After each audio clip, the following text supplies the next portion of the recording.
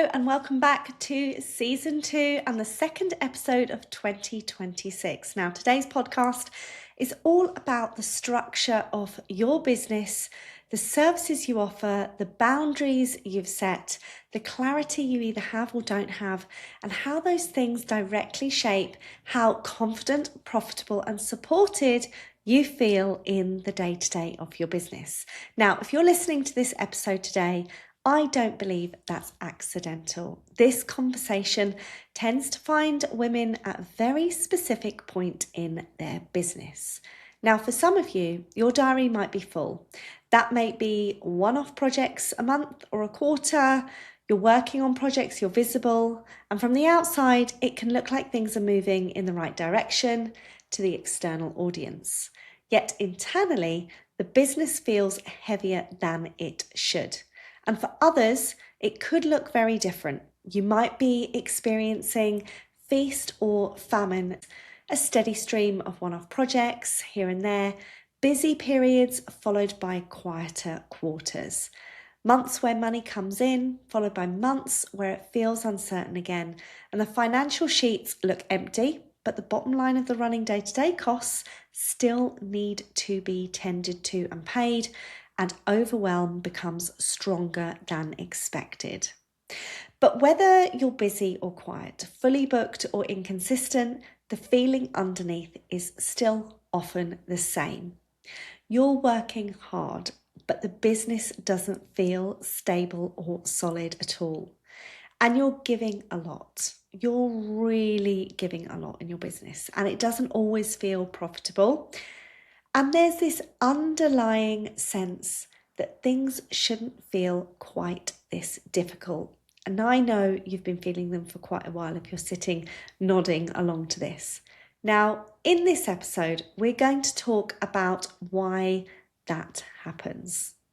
We're going to talk about the foundations your business is actually built on, why so many designers experience scope creep without even realizing it, how unclear services and blurred boundaries quietly erode confidence and profit, and why over time this can leave your business feeling more like a very expensive hobby than a sustainable, supportive career. Because what often happens at this stage, whether work is flowing or not, is that we assume the answer is more effort, more visibility, more saying yes, more pushing ourselves, more fixing ourselves.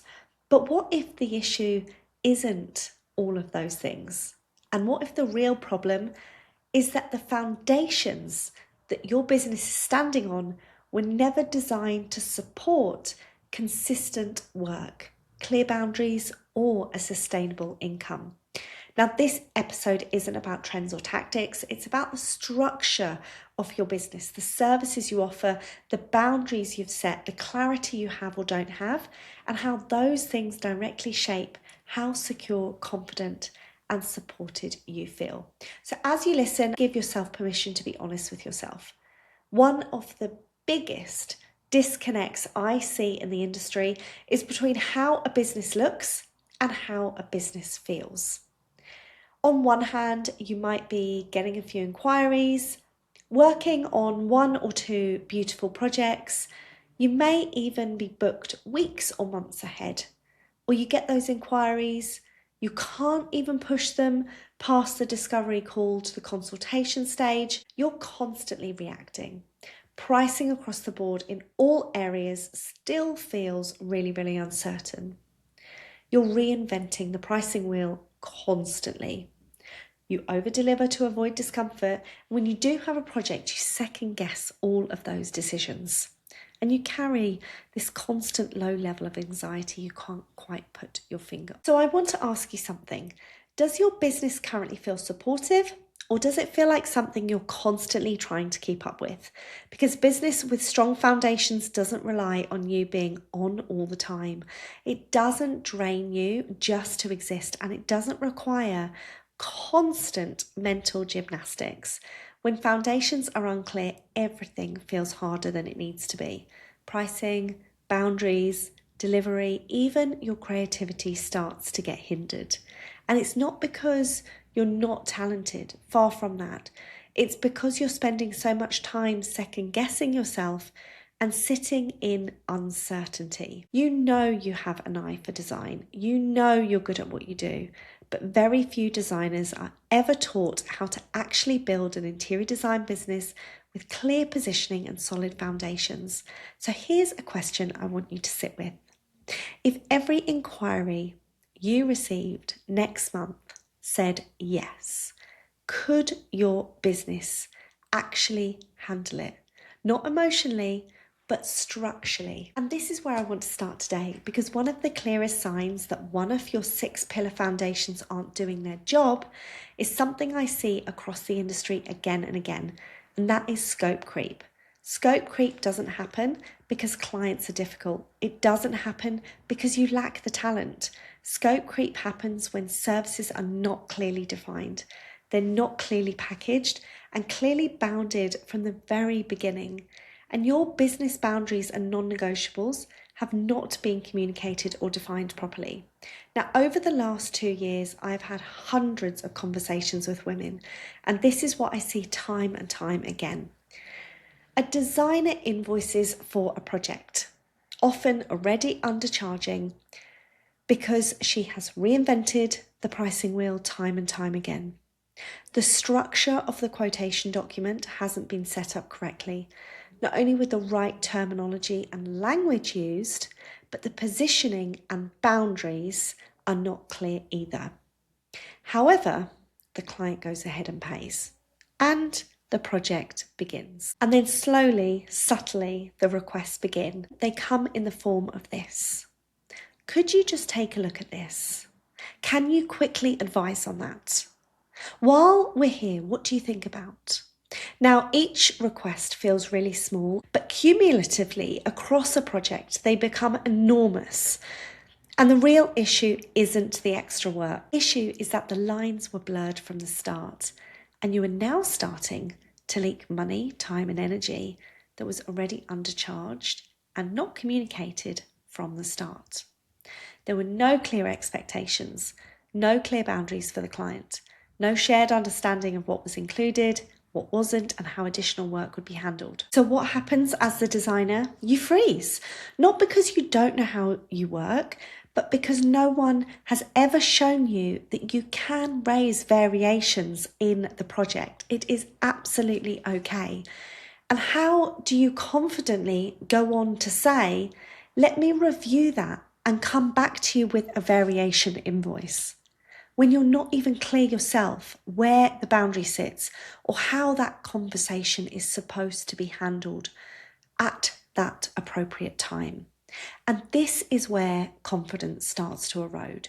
You don't want to rock the boat. You don't want to seem difficult. You don't want to lose the client. So you absorb the work. And over time, this compounds across project after project. This is where scope creep becomes truly damaging in any interior designer's business, and it's not recognised until you start to become engulfed in self-doubt, overwhelm, and anxiety within the business itself. And when this happens repeatedly, your business starts to feel like a very expensive hobby. Over 50% of the women that come to me say, I actually feel like I'm running a hobby and not a business, because I feel like I'm constantly working, mentally having to be switched on all the time. My phone never stops. I'm constantly giving more advice, more strategy, more reassurance to the clients, to the trades, than what was already priced from the offset. And I feel like it's never, ever going to stop. You don't want to feel like that in your interior design business. You want control from all aspects. And when I ask a simple question of, well, how does this present on your financial sheets to the designer, I often get, I don't even have one. I don't have it set up. And I actually don't know where to begin. This is exactly how designers become worn down.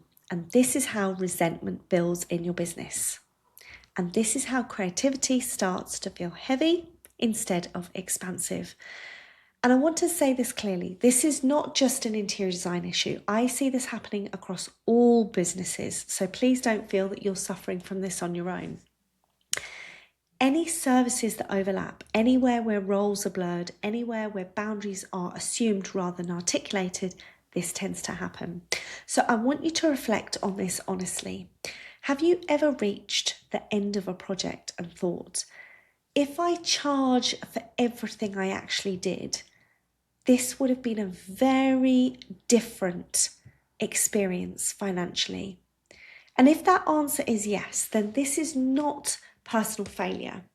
It's a foundational issue, and that's what we want to rectify for 2026. When we talk about foundations in business, services are one of the most important pillars, and yet they're often the least intentionally designed. All services should start with a purposeful theory, which is one I mentor and coach in all of my groups and one-to-one clients. Strong services are not vague. They are not flexible to the point of self-sacrifice. They are not built around what clients might want, and they are not combinations or parts, certainly not parts of other services glued together. They are sculpted around clarity, structure, and boundaries. And this is something that I'm going to be covering in the Designer's Blueprint Bootcamp on the 23rd of February. And I'm going to tell you more about this and how you can sign up at the end of the podcast. But within this bootcamp, I'm going to be uncovering exactly the 5 areas in what your client needs to know from each service you offer. So you can start to sculpt services that start with strong foundations. Because your projects are always going to evolve. But when your foundations are strong, evolution doesn't mean erosion. It means you can say calmly and professionally that when scope creep happens within projects or on site, the following. This falls outside of the original scope. I'll review what you need and come back to you with a variation. Now, you see, there's no guilt, no awkwardness, no overthinking. It's not personal or it's not emotional. And that isn't being difficult. That's being clear. And that's how a true businesswoman in her area of expertise in a solid, strong business would react. Clarity across your business protects both you and the client. And this is why service design isn't just about pricing. It's about authority, sustainability, and trusting yourself as the business owner. And that's why you need to stop operating an expensive hobby and start understanding how to run a profitable, sustainable, structured business. And at some point, there's going to be an identity shift that has to happen. Otherwise, the business is simply going to crumble. That shift has to be from I'm a designer who runs a business to I'm a business owner who designs with intention, clarity, and structure. Now, can you see how one is more powerful than the other? And that shift doesn't take creativity away. It actually harnesses it. It protects it. And this is why I'm such a big advocate to look honestly at what foundations your business are actually standing on. Because when you take the time to stabilize your services, your boundaries, your structure, you start to feel clarity immediately. But in 60 to 90 days, you start to see the positive ripple effects. The decisions feel easier and growth becomes sustainable, not chaotic. Clients feel clearer and confidence grows. And that is good growth. Now, if this episode has brought things up for you, if you can feel where your business feels a little unstable, unclear, or heavier than it should, then I've created something specifically to support you. That is the Designer's Blueprint Bootcamp. It is free, strategic, it's over 5 days, and it's running from Monday the 23rd of February through to Friday the 27th of February, starting at 9 a.m. each morning. We will be going through 45 minutes of private Zoom calls. And over those 5 days, we'll be diving into several foundational areas of your interior design business, the areas you need to build, strengthen, or reset. And I'll be guiding you through how to do it with clarity and an abundance load of confidence. I'm going to be sharing insights and resets to help you step back, assess what's really going on in your business, and you will also have the opportunity to join me for 2 live evening sessions during that week, where I'll be hot seat coaching you directly inside your business. Now, that opportunity is open to 7 women, where you get up close and personal with me, can ask questions related to implementing the work that we do together in the bootcamp, translating it into your own business. And that's done through the optional VIP upgrade for £47 plus VAT, which you're going to find in the opt-in page. Now, if you have loved today, then this is your opportunity to be completely supported, guided, and seen, not just inspired. All the links and the details to join the Designer's Blueprint Bootcamp are in the show notes below. And if this feels aligned for you, I would love, love, love to support you inside that beautiful space. Thank you so much for being here, and I will see you in the next episode.